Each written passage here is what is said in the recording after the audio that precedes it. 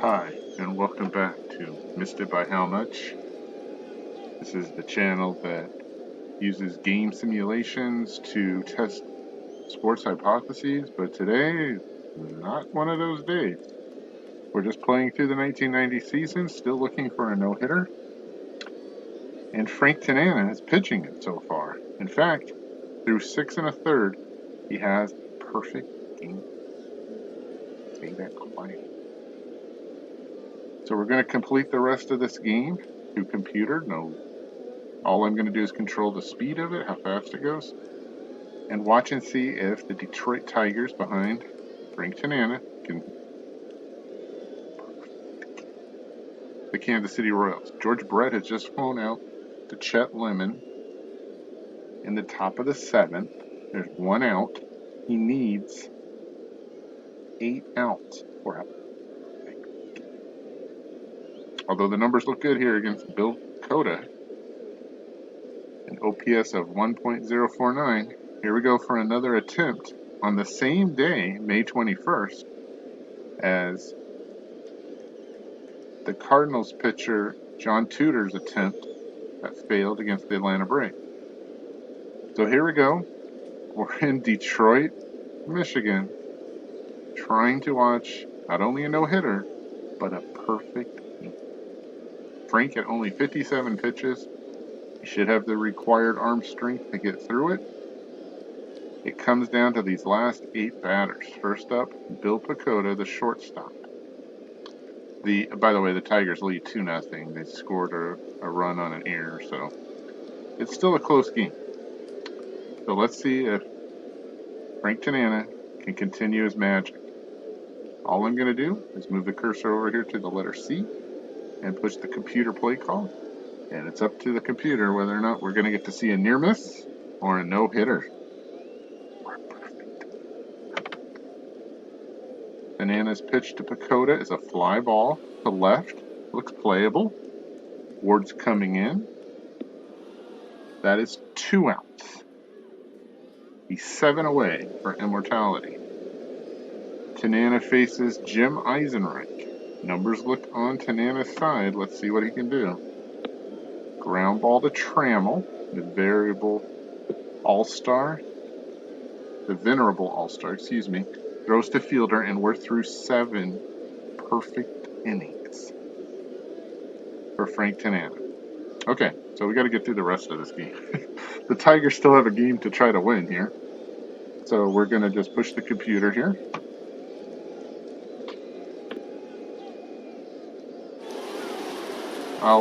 My button is controlling the Kansas City Royals because I don't want to think there's any kind of funny business going on. I'm not doing anything. Brett Saberhagen is pitching a pretty decent game, but still losing 2-0. There's a single by John Shelby in the center field with 1 out. This is where kind of the fans are cheering, but they kind of want to get to the bottom of the inning, or excuse me, the top of the 8th inning, and see what can happen.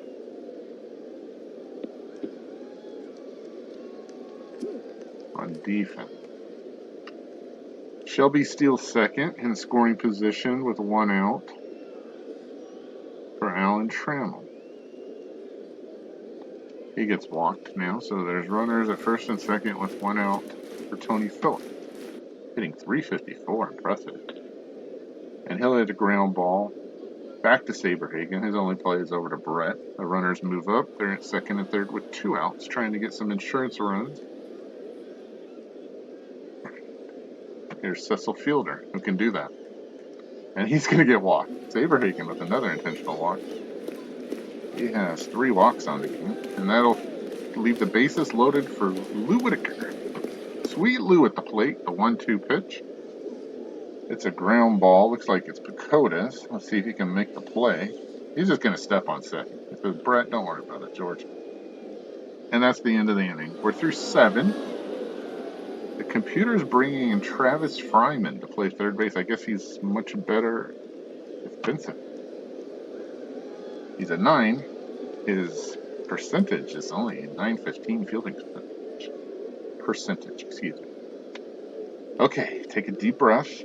6 outs to go for Frank Tanana.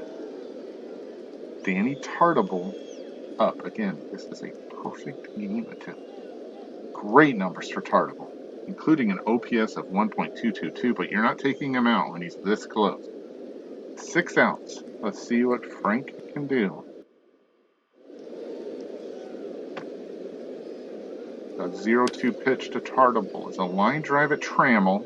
He's got it. 5 outs to go, and it's a great play to boot. So Trammell makes an awesome play at shortstop to keep the perfect game alive. Whew. 5 outs to go, and here's Bo Jackson. Numbers look good too. Slug of 719, an OPS of 1.112. Can Frank Tanana get out of this? The 1-1 pitch to Jackson is a fly ball to left. It's deep. It looks like it's coming down. Ward's there in left field. He's got it. 4 outs to go. And Kevin Seitzer comes to the plate, hitting .300 on the season. He has good numbers against Tanana. An on base of .398, a slug of .516, an OPS of .913 against the left-hander. Tanana takes a deep breath. 4 outs to a perfect game. The pitch against Seitzer. The 2-0. Fly ball to Lemon. It looks like he has it. He's coming in. He's got it. We're through 8 innings of perfection. All right, let's get through this bottom of the 8th. Saberhagen faces Lemon. He gets a base hit. Lemon's on at first. A poor play by Pacoda. Let's just get to the 9th. A chance at perfection.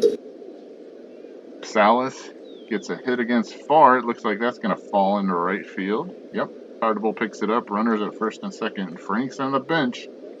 Icing that arm for one more attempt in the top of the 9th. That half inning has a chance to be perfect. Runners at the corners. Nobody out for Ward. Gary 1 for 3 on the game. He strikes out. Farr gets the K. 1 out for Larry Sheet. Sheet's 0 for 3 in the game. He hits a fly ball. Looks like Jackson's going to have this one. Bo moving into position. Let's see if Lemon tags. That's the 2nd out. Lemon going to try him. He is, and he beats him home. The throw goes into Pacoda. It's 3-0 Tigers, but that run is not the story today. John Shelby, who singled his last time up, hits a ground ball. Looks like it's Pacoda's. Is he going to take it to second himself? He does. He'll beat Salas there, and we're through 8. It's 3-0 Detroit. Okay, let's see. 3 outs away from a perfect game. He gets the bottom of the lineup. That's Frank Tanana here in the top of the 9th. It's 56 degrees. The winds are calm. Light rain. That's not going to have that's not going to affect this. There won't be a rain out here. Top of the 9th. Mike McFarland, the catcher, Gerald Perry, the DH, and Jeltz, the second baseman, unless there's some pinch hitters, to face Frank Tanana for perfection. 71 pitches. He's well under the 110 expected pitch count.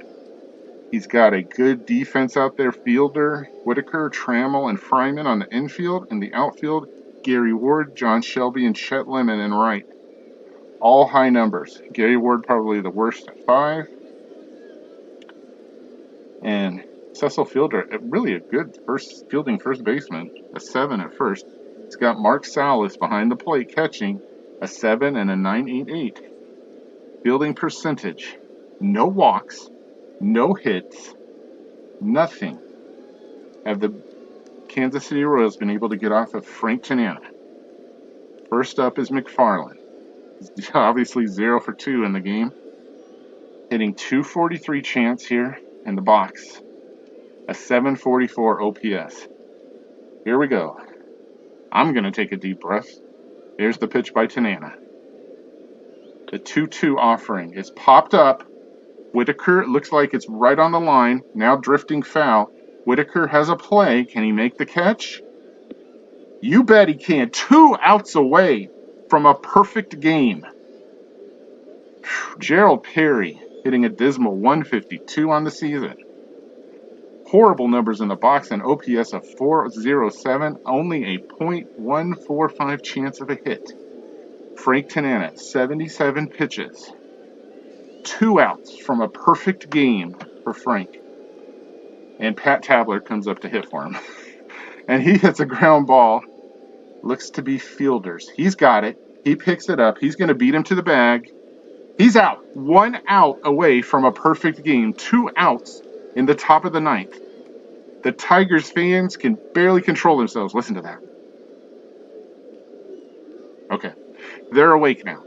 2 outs in the top of the ninth. The Tigers lead 3-0, but that's not the story. The Royals have not had a walk or a hit. 0 base runners. Whew. The only thing that stands between Frank Tanana and a perfect game is Steve Jeltz, unless there's a pinch hitter. Jeltz has terrible numbers. Well, 261 average is not horrible. On base of 333, slug of 342, OPS of 675. Unless they pinch hit here, let's see who they have on the bench really quick. There you see their bench hitters versus lefties. Not much to sneeze about. We'll see if any of those guys, Willie Wilson is available. He's probably the best versus left. Frank White, it looks like he's available, but not a good hitter against left-handers. Okay. I'm going to take a deep breath. 1 out away from a perfect game. This would be the first no-hitter. I don't have to say the first perfect game, but the first no-hitter of the 1990 season that we're playing. Frank Tanana, 82 pitches. The defense is set behind him, as good as the Tigers have. Here we go. The chance for a perfect game from Tanana. It's a fly ball to left. Gary Ward should have it. He measures it. He comes in over Trammell. And he's got it. A perfect game for Frank Tanana. The Tigers win 3-0. And an incredible feeling overcomes the fans and the teams as Frank Tanana has thrown a perfect game. Not just a no-hitter, a perfect game. As impressive as anything you will see in gaming has just happened.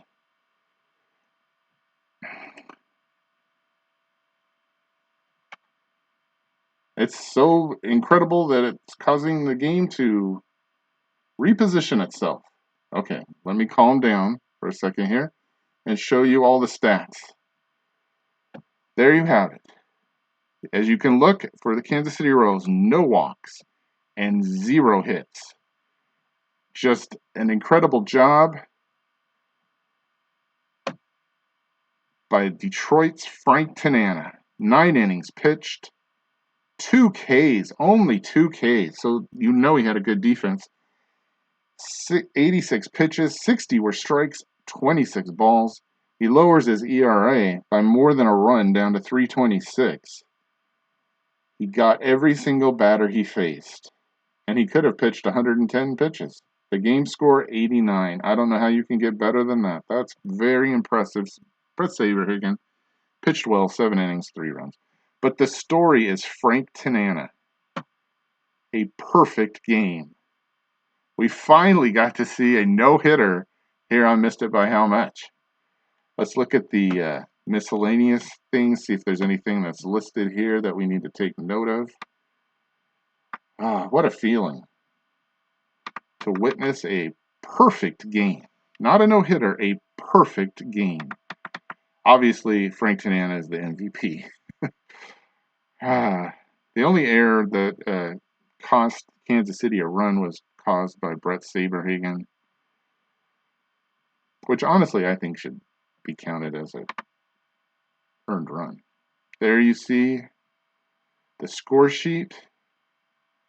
Very, very impressive. Yeah. Brett Saberhagen pitched 7 solid innings but took the loss. Good job. He's 1-7, unfortunately. Frank Tanana, only his 2nd win of the year. But a perfect game. No walks, 2 Ks. I'm glad you could witness it with us. That'll bring the Detroit Tigers to 19-21 on the season. Whew, it was enjoyable to witness. I appreciate your time. Finally, we can say we've seen a no-hitter in this 1990 season. Not only a no-hitter, but a perfect game. I appreciate your viewership. Come back again. We'll see you next time on Missed It by How Much.